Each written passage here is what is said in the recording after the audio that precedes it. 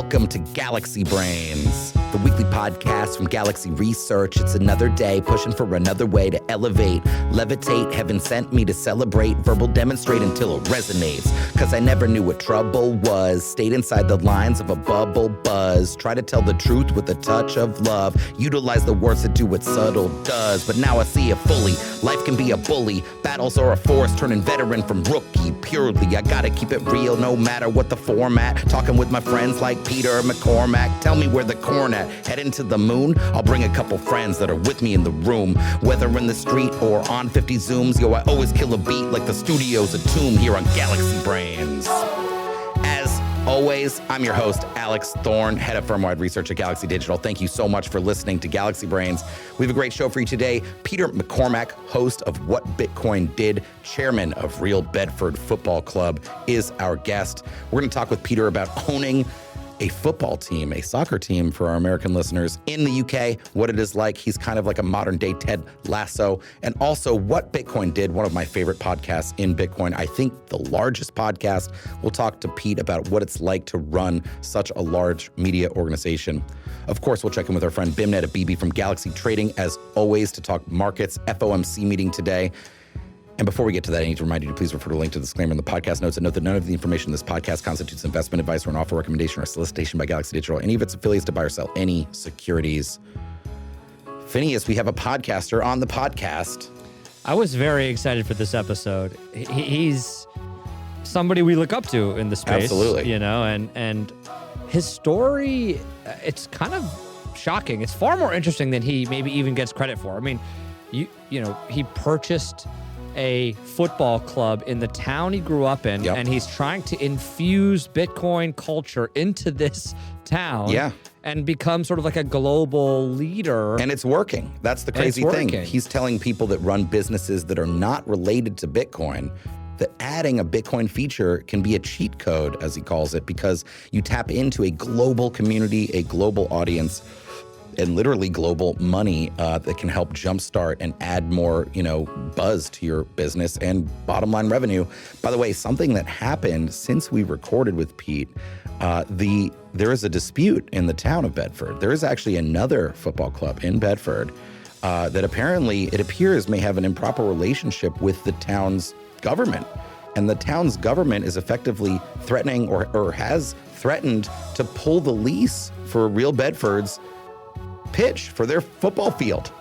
And it's very improper as far as we can tell. Documentary coming soon, I hope. I mean, truly wild stuff in the world of football. I think it's one thing I wanted to call up that I think is so fascinating is one of the biggest challenges in crypto over the years has been practical application, culture change, right? Merging cultures. And what he's done is he's taken Bitcoin and crypto in large degree and merged it with cultures that we know so well and we feel so nostalgic for. Small town, football, all of these things. He was talking on the show and about like after the games, they all go to the pub and, it's merging in the same way, that other places like Bitcoin Park and PubKey are doing as well. This is just a totally different spin on it. So anyway. It's amazing.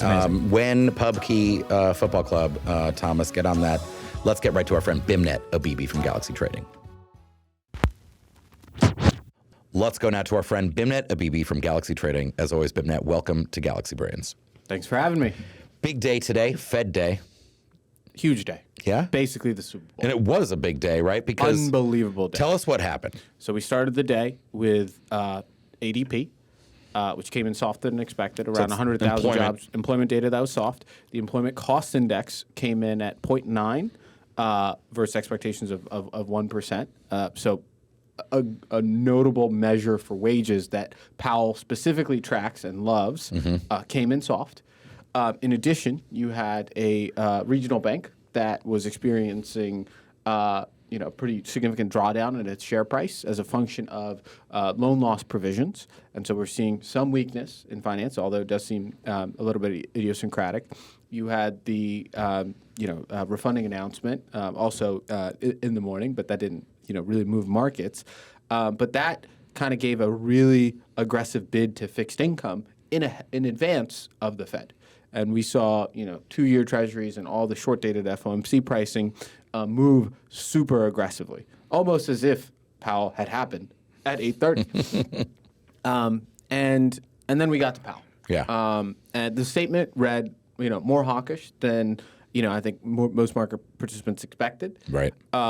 And really, during the presser, the key takeaway and the key statement was March is not likely. Yeah. Right? For cuts. For cuts. Yep. But the pricing is still at, call it 35%, call it 8-9 bips or somewhere around there. Could cut. And the logic, essentially that he gave out in terms of the Fed's response function that would get them to cut was like continued progress on inflation.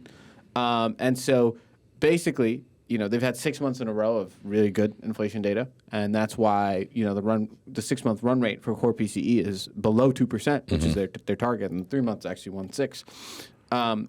But specifically, they probably need to see a couple more months of that, and if you got something even lower than that, then you could potentially be talking about earlier or bigger cuts. But it basically set the stage for the Fed to begin cutting around the spring of this year.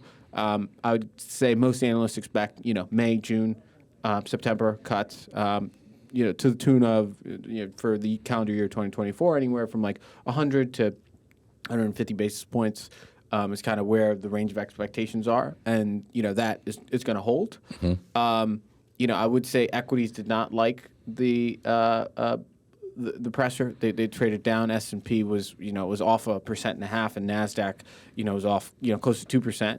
Some of that was based on earnings that we had, but a lot of it is just Fed's not cutting in March. And then lastly, there was, I would say, minimal talk of the balance sheet and normalizing the runoff, but that's going to come into focus around the same time when cuts get going. I'm in the camp that they need to be cutting already. Yeah. I think the way we're looking at data now is entirely not representative of like the data set, in the sense that, like, I'll give you one example. There's the establishment survey for non-farm payrolls, and then there's the household survey. The disparity between the two, it just keeps on growing, and it shows a totally different picture.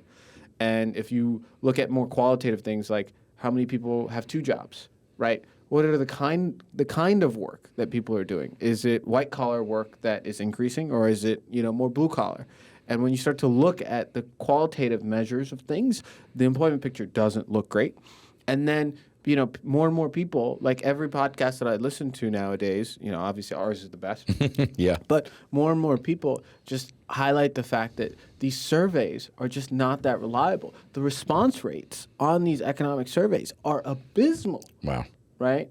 And, another thing, there was an analyst on TV talking about it today, but when you look at like state-level employment data, like state-by-state level employment data, and then compare it to the national average, you're like, wait, 2 + 2 is equaling 5 right now. I see. And so there's just such weird distortions that I think you need to rely on, other things. Yeah. And you need to look at things, more realistically. And realistically, with core PCE, that's around 2%, likely going to be around 2%, and you've got a Fed funds rate that's at 5.30. That means you have 300+ basis points of restriction in the economy. And I think the main thing that I know for sure is that the business cycle has not gone away, and that it kind of seems like things are shifting in the sense that, companies are more comfortable laying off people. Like you're seeing more and more layoff headlines, et cetera. Mm-hmm. I think, you're starting to see a normalization of supply chains post-COVID, right? And so I think the world is becoming much more normal, and therefore monetary policy needs to be much more normal. And we're about 300 basis points away from normal right now. Yep. And I think reinflation risk is a little overhyped. And I think some people lean on commodities and stuff. But like you look at China, they're having like a financial, like a GFC type of event in their markets right now. And oil, even with all this stuff in the Red Sea, is barely reacting. Right. And so I think you're at a point where, the commodity complex is healthy. I think in terms of not that much upside risks, and the global economy is slowing. That's why other central banks are cutting. You had surprises in UK CPI. You've had, ECB's expected to cut in April. Like, it's all going that way. And the Fed, I think, is a little behind the curve at this point. Yeah, it's interesting. They just want to hang on. They don't want to do it just yet. You had said maybe a few episodes ago, if you're gonna do it in March, which now he's saying they won't. If you're gonna but we'll do it see. in May, you might as well start in March. And you kind of like theoretically they could have already done it. Like Yeah. I mean, it's just delaying the inevitable for. And you were also making the point about the politics point, which is if you're gonna be cutting. You want to have been cutting by the time, if you're the Fed, by the time the presidential election comes. Yeah. You don't want to like wait, and then just like cut rates right before the election and somehow, again, because that destabilizes the economy and then be perceived as to being unfair and whatnot. I just want to throw out one more thing. So now we're thinking what, between March and May maybe they cut, or on March or May, and that's the current thinking in the market, right? May. So in April, Bitcoin will automatically tighten its monetary policy with no involvement from humans. So we're saying then the arbitrary human intervention in markets in May will give us some respite from these high rates. I just want to point out that contrast because I think this is a year of clash. You've got the Bitcoin market and phenomenon smashing on Wall Street like a wave. Generational clash happening between young, Bitcoin people and older generations that now have access. They're calling up to learn about it, gold bugs, and you've got the clash happening between traditional market structure and infrastructure and Bitcoin infrastructure, which are now combining in some ways. But you've also got the clash between predictable, programmable money and unpredictable, arbitrary money, which is going to play out again in the spring of an election year, just like it did in 2020. What do you think about that? I love that juxtaposition. Thank you. It is phenomenal. And it's so crazy. The smartest people in macro, they're all saying, in 5-10 years' time, like the fiscal deficit is just going to be at the forefront of like every conversation. Yeah. And it's like if those guys like fully embrace Bitcoin, it's game over. They're going to have a real leg up when it comes to that thing. Yes. Beimnet Abebe, our friend from Galaxy Trading, thanks as always for coming on Galaxy Brains. Thanks for having me. Let's go now to our guest, Peter McCormack, host of What Bitcoin Did. My friend Peter, welcome to Galaxy Brains. Thanks, man. Dude, I've been listening to your podcast for years. Thank you. It's always funny and surreal to have a podcaster on the podcast. It's always surreal. Do you go on podcasts? Not often. I think I'm a terrible guest. I do. I get flustered. I could talk about. I'm a good guest about football. Yeah, well, that's what we're going to talk about because obviously we could talk about Bitcoin. I'm terrible. Both of us talk about Bitcoin for our day jobs. Yeah. But I really want to talk to Peter about running What Bitcoin Did. As far as I know, the biggest Bitcoin podcast we've gone off of YouTube subscribers is because there's no public data on like Spotify and whatnot. Huge podcast. I'm a big fan of it. Thank you. And yeah, I continue to be a big fan. One of the few that I listen to. I tell our audience, I basically listen to you and Castle Island's podcast. I listen to Marty Ben, Matt Odell occasionally. And look, I mean, there are other good ones, but I don't have a lot of time. But also the Ted Lasso of Bitcoin, the what do we call you? The owner of Real Bedford FC, the chairman. Yeah, chairman of Real Bedford FC. We're a big supporter of Real Bedford here at Galaxy. Thank you. So I want to talk mostly about football and podcasting. But we were, just before we started recording, we were talking about Ireland. Yeah, nicest people in the world. Great people. I had great food in Ireland. People give Ireland a bad rap for food, apparently. Well, because they don't like shepherd's pie, I guess, is what they are mad about? So I think UK and Ireland are similar in that, like, our middle-of-the-road food, like just standard pub food, is not great. Yeah. Our top end is very good. Yeah. Whereas you come to the US... I think your top end is very good, but your middle is exceptional. It's also pretty good. Well, it's good, but it's like totally. It's just cheese and meat. It's cheese and have you seen those videos where like British folks come to the U.S. and they like find out about like Chick-fil-A or something? Have you? Chick-fil-A is oh my god, it's so good. It's so good. Shout out Bojangles, also excellent chicken. My boss owns a lot of Bojangles. People kept saying to me, like, for years, have you had Chick-fil-A? And I'm like, whatever, it's KFC. It's literally delicious. It's ridiculous. The chicken's so good. Yeah. But there's some videos where like Europeans like find out about like American fast food and like it's so good, to be clear. Good. It's very bad for you, but it's delicious. So Pete, we'll get into Real Bedford. Let's talk about What Bitcoin Did. Yes. How many episodes have you guys done? I don't know. Several. 780? 5 years? 4 years? Nearly 800 maybe. Gosh. Yeah. That's a lot. It's a lot. Yeah. And more Danny, than 800? Danny is here off camera. Danny's 760 episodes. Yeah. You guys do it well. They're excellent quality. Thank you. Guests, host, production. I've been on a couple times. I've been fortunate to be on a couple times, and you have. That's the thing that, as a podcaster, I think about a lot is the quality of the production. Yeah. Literally, you're in New York. We're in New York now, and you come on location with a bunch of stuff. By the way, I should also shout out your thing on Argentina was great. In person though, you get it because you do it here. I much prefer in person. In person, it's got like I hate remote interviews. Me too. Every time we do one, I phone up Dan. I'm like, I hated it. Hated it. I'm distracted. I'm bored. Yeah, you need to be in the room. I really believe that. I think that you guys do a great job with this. You have to travel a lot though. I think there's 3 reasons for that, right? Okay. Firstly, you hang out before the interview, so you settle. The interview itself is a lot more real. You have less talking over each other because like you get the visual cues that someone's going to interrupt you. You don't have the latency. And then thirdly, you also hang out again and then you become friends with that person. And so like future interviews become a lot easier. Yeah, I agree. So I'm a in-person maxi. Now you, what Bitcoin did is your primary job, right? No, No? not in terms of time. Money, yeah. In terms of time, it's the football club. Yeah. I mean, Danny runs the podcast. Yeah. Like he's the secret sauce. Shout out to Danny. It's Danny's birthday today. Danny Knowles, happy birthday, my friend. Yeah. So, and by the way, shout out to Phineas. It was his birthday yesterday. Our guy Phineas, our audience knows Phineas. So again, okay, in terms of money though, like I want to ask you a little bit about the business of running a podcast. I mean, you we're not going to get into I was going to ask about Bitcoin culture because you put yourself out there if you do media, and everyone's got a say. They all think something. They think, let's take Bitcoin. They think, oh, you're not sufficiently a Bitcoiner. Oh, you're too much of a maxi. It's one or the other. Yeah. How do you manage that? I know people who know you like I do, and your guests, they know you. It's not no one's like, oh my God, because let's be real, Bitcoin Twitter is not real life. I had a good mentor. Yeah. Yeah, so my mentor when I launched the podcast, a guy called Rich Roll, very successful podcaster, millions of downloads.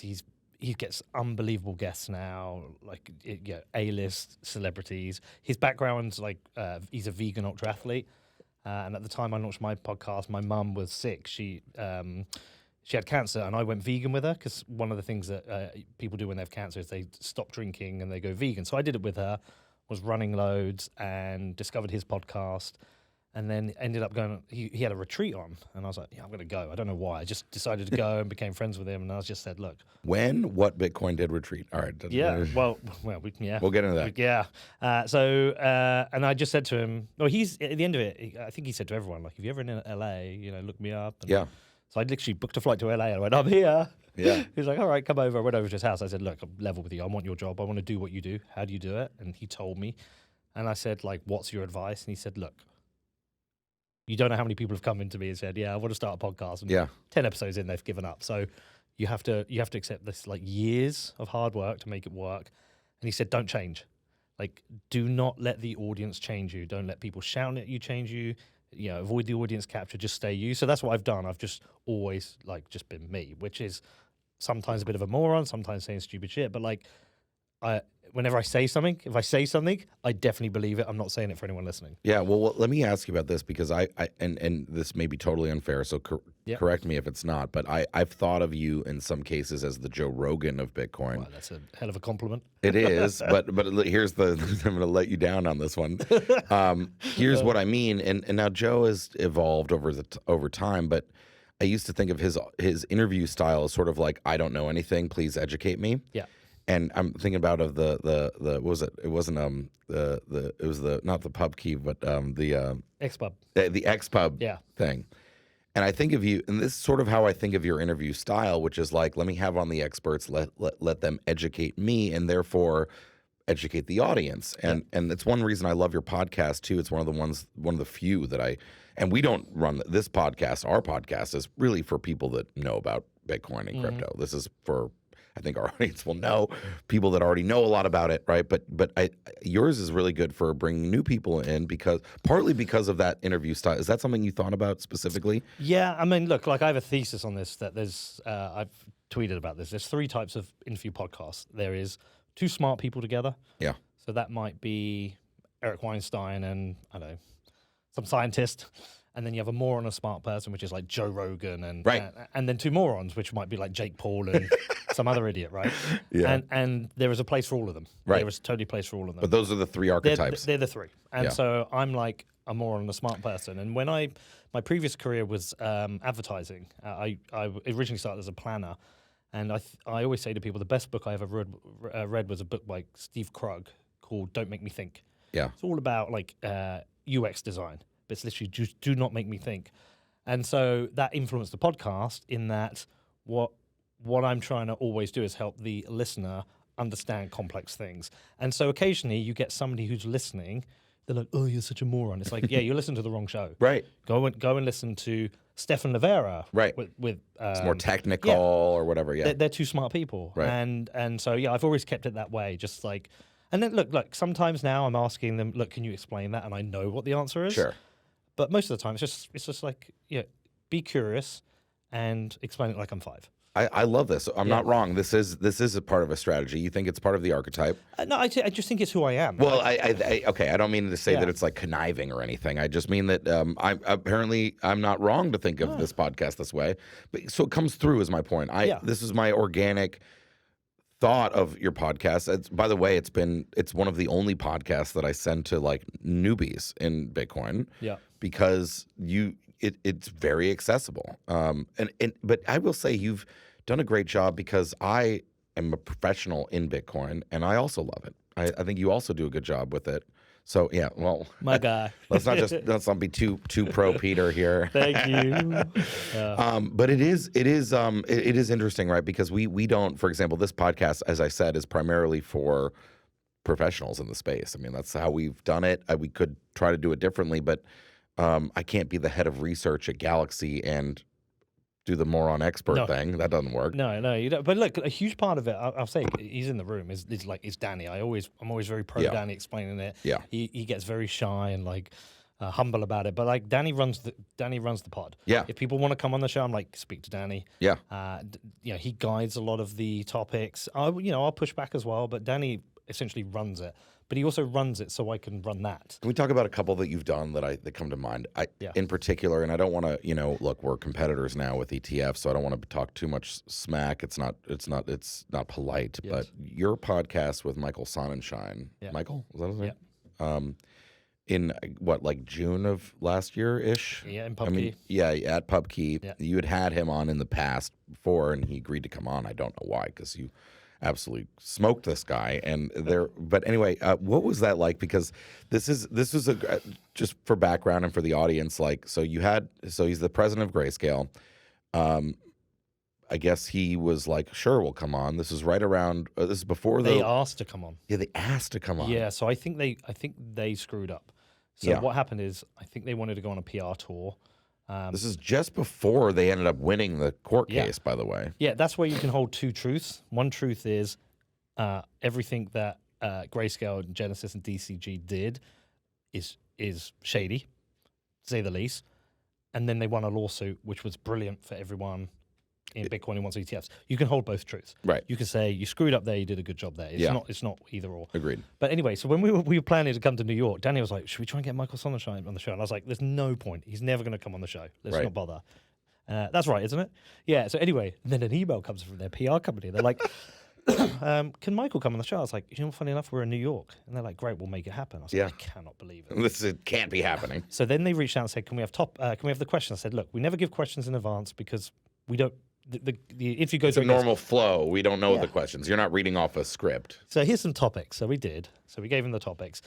And then David Bailey, I spoke to him. I said, look, I've got this coming up. Can we have a call? And we had a call. And David Bailey went to all the detail of Genesis and Grayscale. And David is the head of or the owner or chairman of Bitcoin Inc., BTC Inc., which owns Bitcoin Magazine, UTX, and he was leading at the time a redeem GBTC movement. Yes. Right? They wanted to unlock the coins. They owned the coins. David owned GBTC. Yes. He wanted to redeem, and I guess now that's kind of moot because now anyone can redeem. But well, so there was so much detail in all this prep that he was telling me. I was like, like to be able to do this justice in an interview, I need to spend a week on this Right. with notes, arrows, drawings, like fully mapping everything. I was like, we're in town to do 20 interviews. I don't have that. So I was like, I'm not going to do that. And so I didn't actually know what I was going to do. Yeah. Me and Danny talked about a bunch of things, and what happened was I said, look, let's relax when he comes in the room. So he comes in. We're like, do you want a beer? He's like, yeah. So we all got 3 beers, sat down out of a beer. You're at PubKey. At PubKey. His crisis management lady's in the room. Anyway, we start the interview, and Danny was like, do not let him off the hook. I was like, no, I'm not. And honestly, just as I sat down, it came to me. I was like, I tell you what, I'm going to get you just to walk me through what you are and what you do and your responsibility. And then I'm going to ask the big question. It was great because it was about 30 or 45 minutes into the interview. Danny was said afterwards, he was like looking in going like, you've bottled this, you bottler. Oh my God. It was, I mean, I had to go. So I listened to the audio of this interview. Yeah. Then I was like, okay, well, for the audience, we'll just say, Pete, you had a good, normal, friendly interview. Let him explain what Grayscale does and do all of his talking points. And then about 30 or 45 minutes in, I called him a liar. yeah, you called him a liar. You pinned him on what we now know, which is that first of all, the next day you also tweeted an image of a loan document from Genesis with Michael Sonnensheim's signature on it, because you were starting to pin him on the question of whether or not Grayscale knew about. I didn't have that in advance, by the way. Right. So someone gave it to you. Yeah, somebody said to me. Someone listened. They're like, if you had that, you should have put it on the info. I didn't. What happened was, after I did the interview, the next day said, oh, by the way, have you seen this? Because one of the big scandals, I would say, about Grayscale was whether or not they were aware at Grayscale that Genesis was accepting GBDC as collateral, whether they were artificially creating GBDC shares because of the ARB, right? They knew. If they, like I say, we know now that like BlockFi, Three Arrows Capital, a bunch of people were borrowing from Genesis and creating GBDC shares. So which goes to Grayscale as fees, right? So there was a virtuous cycle or a vicious cycle. But my point to Sonnenschein was like, you had to know, and if you're either lying or incompetent, and that burned him. But I think it was a fair statement because I don't think he's incompetent. I think he's lying, and I think he had to lie. That was my view. And so the thing was, I don't like doing interviews like that. I don't want to do gotchas. I think you can literally get away with 1 or 2 a year, because otherwise people won't come on the show. But I knew with this one, this deserved and needed to be asked. But what was really weird, at the time when I was putting pressure on him, he started looking across the room to his crisis management, thinking, what have you put me in? Why am I here? Why am I here? She yelled out during the interview. Yeah. And it's like, hold on a second, you're in here by privilege. Who are you? Yeah, you need to shut up. You're not part of this interview. If you don't like it, so be it. You know, you've gone on. You've tried to use this for a PR tour. We're not CNBC. We're going to ask you the question. It was really a great interview. But at the end, it was so awkward. So it was like, so what did I say? I don't know. Yeah, after you did this, I don't think you're going to come on again. And, Yeah. and like Daddy was like, can we get your photo? It was like, we'll send you one. And he just like got up and left. and they sat in the car outside the thing for about 10 to 15 minutes. Oh man, And I probably think having a discussion. Yeah. And then do you know what happened the next day? They emailed us and they were like basically telling me to cut bits, saying you've got to cut this. I'm like, not cutting anything. Not cutting anything. I'm sure I know which part they want to cut. Yeah. It was a really good interview. I think it matters a lot. By the way, nobody has gotten them on the record like you did in that interview. I tried to get Barry. I asked Barry 3-4 times. I even asked. I said, Barry. Where is Barry? All right, big week, Barry. Where is he? Yeah. I asked him. Barry should have spoke, but you know, is what it is. He still should speak. There's a lot going on. Yeah. He's been in this industry for 10 plus years. Yeah. I mean, he knows a lot, and he should be out here. Do you know what? He emailed me after that. He said, interesting interview. You know, Barry did? Yeah, he said, interesting interview. I think there's some things you don't know. I have some alternative thoughts. Happy to chat, but it won't be an interview. Well, Barry will engage. Yeah, well, let's get Barry on the record. You know, won't come on record. Some CEOs, Mike Novogratz, go out and talk a lot. Yeah. Where is Barry? Would love to see him. All right, let's shift gears. I'm a big fan of what Bitcoin did, by the way, Thank you, as man. I've said. Let's talk about Real Bedford. Yes. Right. You've got the Pirates logo on your chest right now. We're big supporters here at Galaxy. We sponsor the women's team. Won every game this season. Let's go. Let's talk about First of all, why did you decide to buy a football club? Yeah. So look, this is a situation where everything the stars have aligned perfectly. I want to buy my local football team, Right? because You're from Bedford. You I'm grew up from in Bedford. yeah. And I think we should have a team in the football league, the first 4 professional divisions. I don't have the money to do it, but so the first time I looked at it years ago, I just couldn't do it. I didn't have the money, and then it hit me. I was like, well, hold on a second. If I make us the Bitcoin team, because football teams are just a business. If I make us the Bitcoin team, all the Bitcoiners around the world will back us. They'll buy our stuff. I'll get the sponsors. Economically, I can make it work. And once I realized, I was like, oh, you've got to be the first. Right. I was like, if I don't do this, someone else will. So I literally went straight out. I tried to buy another local team. They said no, our rivals who hate us. And so I bought the team next door in the 10th tier, and I had a drink in Austin with the Winklevoss. I said, listen, I've got this idea. I want to take our team into the Football League. And I think it was Tyler who went, how do you get them in the Premier League? I was like, oh, okay. I'll come back to you on that. But Well, anyway, you got to win like 6 leagues or no, something. nine. But anyway, I said, will you sponsor me? And they went, absolutely, we'll sponsor you. And then I got 5 or 6 other sponsors. Like, okay, we can do this. Some that I really like, Gemini, obviously, they sponsored. I have the original jersey. Yeah, Compass. Casa, Yeah. Luxor. Who else was the original sponsor? Ledger. Just throw them out there. Ledger, yeah. The BCB Bank. Yep. Yeah, I mean, a bunch of people. Like, this only works with sponsors. It's it's easy though, right? It's not easy. No, okay, fair. But I mean the cheat code, and we're gonna get to cheat code because yes, people like me buy the jersey because it's got Bitcoin companies all over it. It's a cool jersey. It's a great logo. But you can feel like it's your team. It's like, it's my team, but it sounds cringy. It's our team, but it is our team. It is. Like, I know as we go up the leagues and we get bigger and bigger, all the Bitcoins are going to be like, this is our team. This is our team. Screw you. This is our team. Right. But look, the math of football is really simple. It's 60-70% of your chance of winning a league is your playing budget. 20% is your manager, but that's an important 20%. Yep. 10% is luck. And so you could have, if you've got the best team and the best manager, and you can have that 10% is bad luck, you're going to win that league. Yep. If you have a mid-budget and a mid-manager and good luck, you might get promoted, right? That's my thing. But you could have no budget, best manager, all the luck, you're not going anywhere. But you have a much bigger budget than everyone else in that first league. Not necessarily. So the way I target is I try and know what I think the biggest budget is, and either match it or be just above. And that's a strategic thing.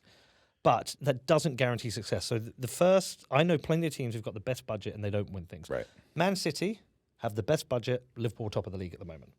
I think most divisions, if you line up the teams into the order and then line them up in terms of budget, most teams will be in 4 or 5 spaces of where they are. Right. It's just a reality. Yeah. Budget gets you the players, but you have to have a manager who can shape them to win. Yep. And consistently and relentlessly win. You have to do that. And then I don't want to rely on luck. Okay? So if I had to rely on, because, for example, this weekend, we're playing the only team that we've lost to, St. Pantaleon. Our midfielder, Lee Watkins, unbelievable player, is injured. That's bad luck.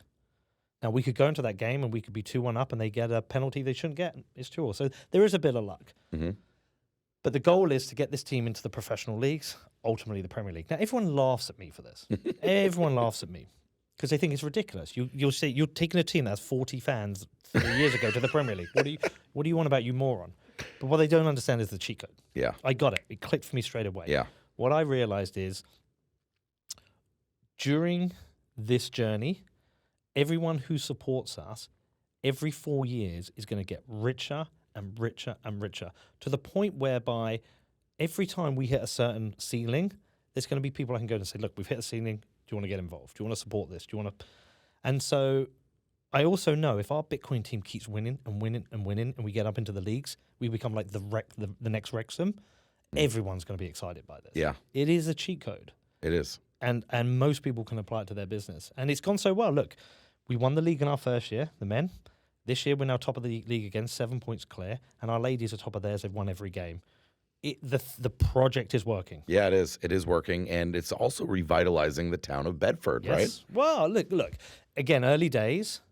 But every game, every home game, there will always be someone who comes in like, hey, I'm from Arkansas, or hey, I'm from Miami, or I'm from Slovakia. And the people are constantly coming in. And we're now putting on the conference, which we'll talk about. Yep. You know, I've worked out, I think the economic inflow to Bedford for that will be £2 to £3 million, which is a lot of money. Yeah.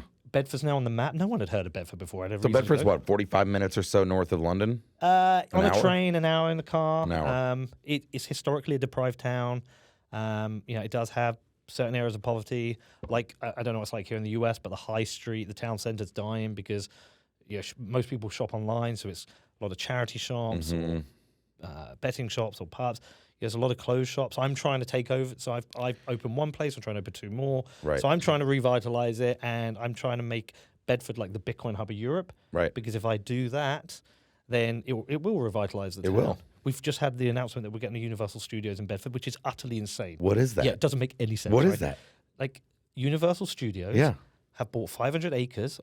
So they're building a theme park? Yes. Wow. And they picked Bedford. They didn't pick London, Manchester, Leeds. It's incredible. They went Bedford. That's incredible. The only reason I think it might have happened is we've got right near our football ground, literally 5 minutes. We've got 2 air blimps. You know the blimps? They're airships. Airships. Yeah. Hangars, old hangars. They're the largest indoor structure in the UK. Batman was filmed there. Wow. Yeah, because they built Gotham City in there. So when you watch wow. Batman, that's in Bedford. 15 minutes from my house. Let's go, Bedford. Yeah. So I think that might be the connection. Very interesting. But the town is definitely just doing this shift now. It's on the map. Everyone is backing us, apart from our next door neighbours, Bedford Town Football Club. They hate us because they've had the monopoly for decades. Yeah. They literally hate us. They're doing everything to cause us problems. I don't know who those guys are. They're not on any podcast. I don't know who those guys are. But yeah, no, look, the whole thing's just working. It's really interesting. And we've seen now, there's 4 teams now. Yeah, like in the Czech Republic, maybe, or Bulgaria. Bulgaria. Yeah, Bulgaria is the one I'm thinking of. Hawaii and Austria, I think. People are realizing that there is a global movement in favor of Bitcoin. Hundreds of millions of people love Bitcoin around the world, and they also like football. Yeah. and Wasabi have just sponsored another club. Yeah. Coin Corner was sponsoring Oxford City. Like, this cheat code is spreading through football. Let's talk about cheat code. Yes, sir. It is a cheat code. Yes. That you've unlocked, and it's working. And we're, like, as I said, I mean, what do we care in New York about, north of London football clubs? Well, we care a lot, it turns out. Yeah. But you have a conference. Yes. Called Cheat Code. Yes. It's what, in April? Yes. So we did it last year, but what we did, it was like a live podcast like this, 150 people, sold out in the final week. And then we took them to the game. And everyone had a great time. Jeff Booth loved it. I mean, he had a great time. Everyone just had such a good time. And so going around to these conferences, it's become really clear to me what works and what doesn't, right? And so we decided we wanted to do another one. And the things that stand out to me about conferences is that if you're in industry, you want to see your mates hang out and get drunk. Yep. If you're not in industry, you want to see the people you see on podcasts and get a photo. Everyone cares about the first day of the conference. Second day is always a disaster because people are hungover and don't turn up and the room's half empty. And then you always have like this weird expo hall where it's like you've sold like space to loads of like shitty companies because you need to bring the money in. Right. And so like we flipped it. We go, okay, we're going to change the economics of this and the way it's going to function. We're going to have it 2 days, but the first day is the conference where everyone's like ready and fresh. Yeah, I'm up for excited to be there. Yeah, let's do it. And then second day, there's no point because no one cares. Starts in the afternoon. Yeah, it still starts in the morning. But what we're going to do is we're going to get a bunch of buses. We're going to bus everyone down to our stadium. We're going to have a barbecue, a marquee, a party, and a football match. Sick. And I swear to you, everyone's going to go, this was brilliant. They'll love it. I'm excited. Yeah, it will work. We're flipping the conference on its head. We're not having an expo hall. Basically, if we sell 300 tickets and 5 sponsors, we don't lose money. If we sell 500 tickets and 3 sponsors, we don't lose money. If we sell both, we make a little bit of money. Right. We don't need. This for me isn't about making money. It's not worth the effort and stress. even if you make 100,000 profit, it's not worth the effort and stress. But what it's worth to me is Bedford again on the map, economic inflow into Bedford, like £2-3 million, recognition from the local council. Oh, somebody's doing something here. We should support them. Right. And then great for the football club. That I think once you go, you really get it, because when you go, you realize. I mean, our ground is a shithole. It is a crappy little ground. With a porter cabin for a bar, but you get there and you see everyone has fun. it's a really good day out, and you feel what's being built. There is a community being built here. And so for me, it's sometimes you do things in life not for the money, for the goal, and that's what we're doing for the goal. It's a longer term play. Yeah, no, don't get me wrong. Like, if we can make this a regular every year, and it suddenly is 1,000 people come in, and we will do Cheat Code Australia, and maybe an America. If we can do that, have maybe 3 Right. and rotate them, and each do 1,000 people, it's a revenue line, and it's worth it. For sure. But the one right now is really like, a lot of my attention is now focused on my town. Yeah. What can I do to rejuvenate Bedford, make it a better place, improve opportunity for people there? There's little things like we have a £12,000 a year budget within the football team, so that any kid, boy or girl, if their parents cannot afford a pair of football boots, they can't afford the subs, we will pay it for them. So every kid who wants to play football can. Yeah. That's a small start. We're opening a Royal Bedford shop and cafe in the town. That's a start. My dream is I want to build a stadium. In that stadium, we have a co-working space. We have classrooms to teach people about economics and finance. We have a football academy, so kids who want to, because at the moment, if you're a good footballer, you go to Milton Keynes, Cambridge, Stevenage, and go and play for one of the big clubs. Mm-hmm. We want to keep them in Bedford. So my dream is that I can centralize this all around Bedford with Bitcoin as the cheat code. It's brilliant, and it's also. Let me ask you before we wrap too about like the Bitcoin third places, right? We're in New York. We have PubKey. Yeah. There's Bitcoin Park in Nashville. There's Bitcoin Commons in Austin. There's one in Lisbon. Yeah. LA needs one. Yeah. There's Bedford in the UK. Yeah. LA does need one. Somebody was saying actually on Twitter, they said, we need a PubKey in Austin. I was like, you absolutely do. I said, Woke is hosting a Bitcoin meetup at a bar. Bespoke is buying the bar and making every day a Bitcoin meetup. There you go. But Bedford is also one of these things now. I don't know what we call it. I like the third place thing, Meet right? spaces. Yeah. But what I think of them as pilgrimages. Right. Yeah. A lot of people made that. You really pilgrimage. can't be a Bitcoiner and have not gone to PubKey in New York at this point. And if you go to, well, look, let me go back a step. When I first did the podcast, right, first couple of years in, what used to be very cool is I could go to a city. I could be in, I don't know, Nashville, or I could be in San Diego and say, I'm in town, who wants a beer? Go to a pub, 20 people will turn up. Bitcoiners want to hang with Bitcoiners. Yeah, they do. Bunch of weirdos. We're all psychos. We want to hang out together. Now what people have done is they've monetized that by creating these spaces, and it's very cool. But it becomes a destination, and it becomes a magnet, and it becomes a pilgrimage. Yeah. So if I'm in New York, PubKey's a magnet. But actually, when we're planning a trip, we're here, now we're going to Nashville. Those two places are magnets. They draw us in. Bedford, El Salvador, they're pilgrimages. I think of that as like most Bitcoiners eventually want to go to El Zonte and see what that is about. Mm-hmm. Some want to come to Bedford and watch Real Bedford, and it happens. So this is only going to expand. Yeah. And again, it's kind of like a cheat code. Again, the cheat, like Thomas has a bar, right? Yeah. If there's no Bitcoin, that bar probably does okay. But that extra 10, 20% because of Bitcoin, that makes the difference. And I think there needs to be a lot more people not thinking about just making Bitcoin businesses, making normal businesses part Bitcoin, because that extra 10, 20% means you're going to do that little bit better. Mm-hmm. If you've got a hotel in Berlin, we accept Bitcoin. Yes, that's extra 10% of people coming in. So, yes, it's just the cheat code. Love it. My friend Peter McCormack, host of What Bitcoin Did, chairman of Real Bedford FC. Thank you so much, Pete, for coming on Galaxy Brains. Thank you, man. Appreciate you.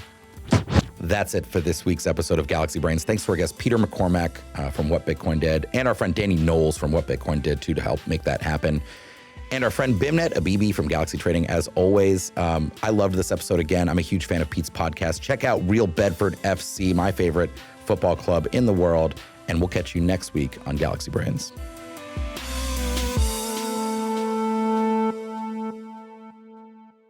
Thanks for listening to Galaxy Brains, the weekly podcast from Galaxy Research. If you enjoy the show, please like, rate, review, and subscribe wherever you get your podcasts.